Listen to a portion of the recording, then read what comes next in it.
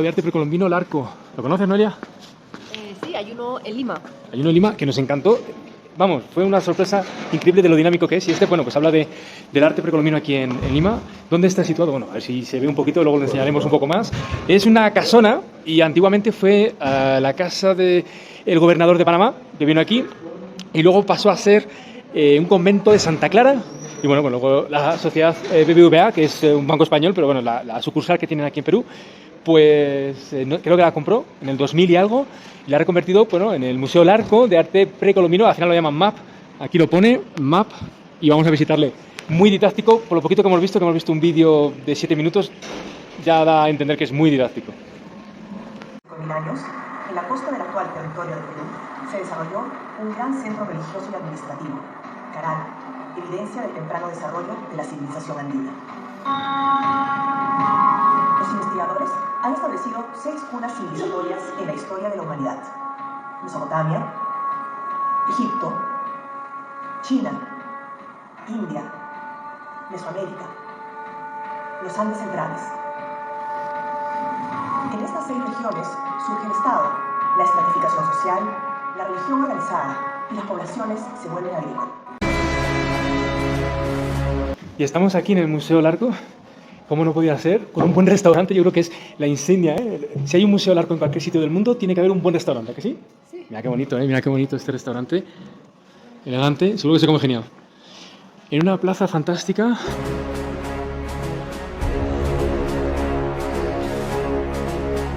Pero tenemos aquí todos los imperios que había a 1200, ¿vale? Esto nos podemos olvidar, que hace mucho. Ya aquí nos metemos. Están los Nazca y los Mochica en Perú. Mientras tanto, en Europa está el Imperio Romano y abajo están los mayas y Teotihuacán, ¿vale? En México, la zona de México. Los mayas duraron unos años, hasta el año 800, que desaparecieron. No se sabe muy bien por qué. ¿Qué pasó en el 800? Hasta el 1200, las cruzadas en Europa. ¿Y qué pasaba mientras en Perú? Mientras las cruzadas, los Huari. Pero después ya empieza aquí la cosa interesante, 1300, 1350, los incas y los chancay. Incas que duraron, pues aquí hay unos 200 años. El imperio gordo, desde 1450 a 1534, es el imperio gordo de los incas. ¿Qué es lo que había? Humanismo y renacimiento. Y los aztecas en México, Y luego, pues eso, en 1524 Hernán Cortés conquistó a los mexicas, que a veces se les llama aztecas, yo ahí no tengo muy claro, aztecas mexicas, pero son mexicas, en México. Y aquí en Perú, pues lo que ocurrió fue que Francisco Pizarro conquistó a los incas, es decir, que ese imperio desapareció y estaría, de hecho, faltaría aquí poner el imperio español, no conquista, sino imperio español, porque a partir de aquí, tanto en toda América, desde los mexicas, ¿no?, que estaban en México, aquí en medio, pues hasta aquí más o menos, todo esto era, empezó siendo el virreinato de Nueva España, el virreinato de Perú, y luego se dividió en otros virreinatos en 1700 más o menos, o sea que al final sería el Imperio Español. Y yo no entiendo muy bien por qué no lo han puesto, pero ellos sabrán.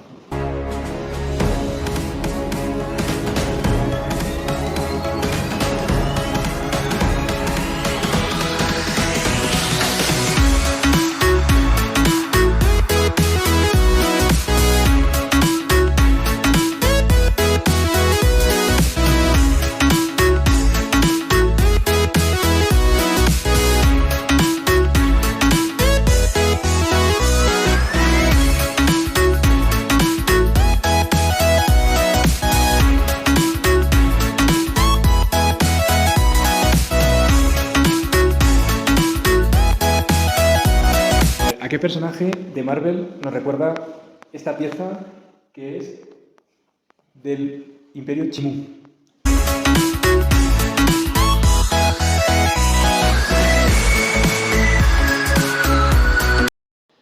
Bueno, estos son frases hechas por pintores importantes o conocidos: Kandinsky, Gauguin, Fernando de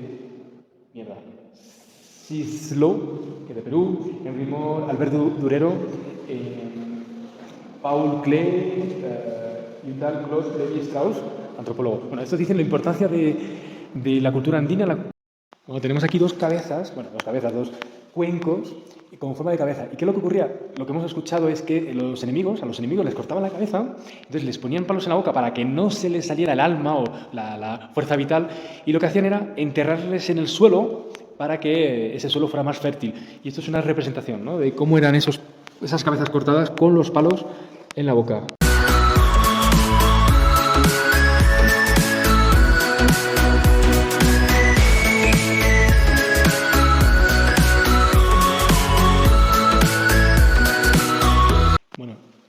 figura es de un hombre que está ciego y resulta que tiene una especie de hongo en la cabeza, eso significa que es alta jerarquía, y se les veneraba, entre comillas, un poco a la gente ciega. ¿Por qué? Porque decían que no podían ver en este mundo, pero que podían ver en el mundo del más allá.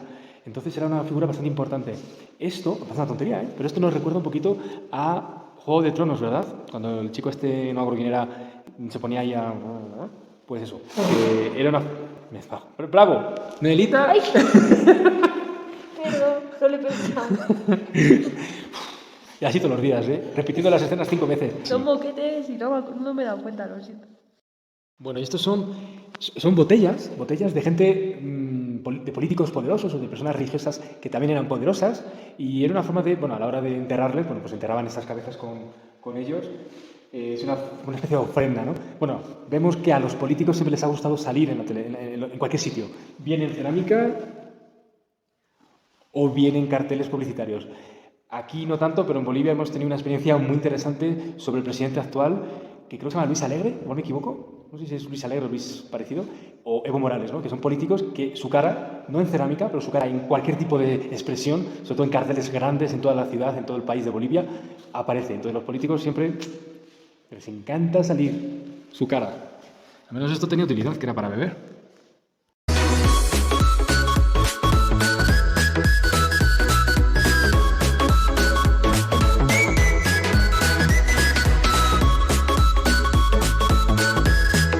Bueno, antes de que llegaran los incas, ¿qué es lo que había? Bueno, pues había sociedades, ¿vale? Sociedades como, por ejemplo, la Mochica y otras, el estado Chancay, que, bueno, empezaron a declinar o colapsaron directamente por un evento climático, que era el Niño, es decir, que hubo inundaciones o sequías en la parte interior.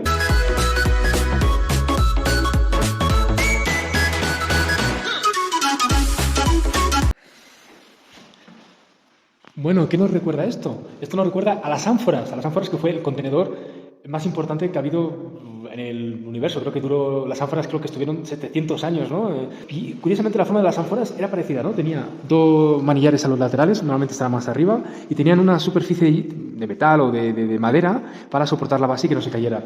Y tenían la misma forma, era la forma de transportar el líquido en los barcos, ¿no? O en los carromatos. Y esto, curiosamente, que es Inca, se llama Aribalos, ¿vale? Para transportar, en vez de vino, que era lo que transportaban mayormente en el Imperio Romano, vino, bueno, aceite, otro tipo de líquidos, aquí era chicha. Chicha es el maíz, el líquido del maíz fermentado, que da un poquito de alcohol, y al estar un poco piripis, los incas, era una forma de conectar con el mundo del más allá, ¿no? El estar piripis, que por cierto, a veces es una chichería, y dan chicha con alcohol, un poquito de alcohol, no mucho, y que se llama la Trini. Tenemos una duda, Noel y yo, porque esta es la sala Inca, que comentan que llegó a... cómo conquistaban, pues no era solamente con las armas, sino bueno, que digamos llegaban a una zona, intentaban asimilar un poquito la tecnología suya, pero sobre todo metían su tecnología, educaban a los pueblos a los que llegaban para poco a poco no solamente conquistarles con las armas, sino también, entre comillas, ayudarles a evolucionar, ¿no? A los pueblos a los que llegaban. Se dice que también hacían un control de la población, el tema agrícola, etc. Bueno, se olvidan de que también la mita, eso fue Inca. Mita, ¿qué significa? Pues era una obligación de trabajar.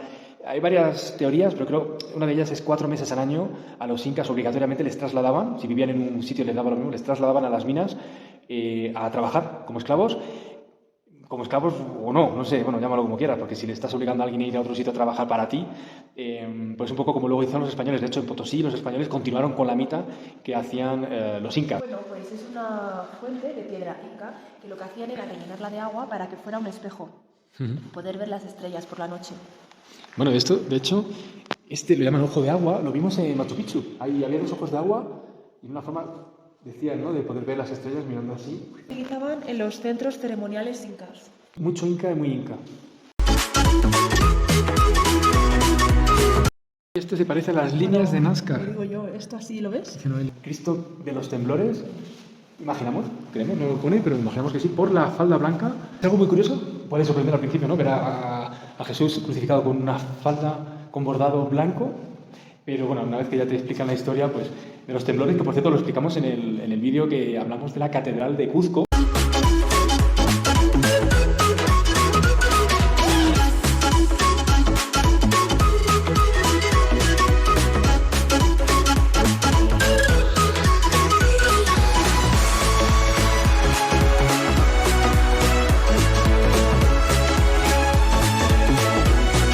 esto es una botella de plata que sirve para normalmente meter el líquido, por supuesto, pero ya hemos pasado de la madera, bueno, madera, en algunos casos sí que madera, y cerámica, a la plata. En este caso es plata de la cultura Chimú.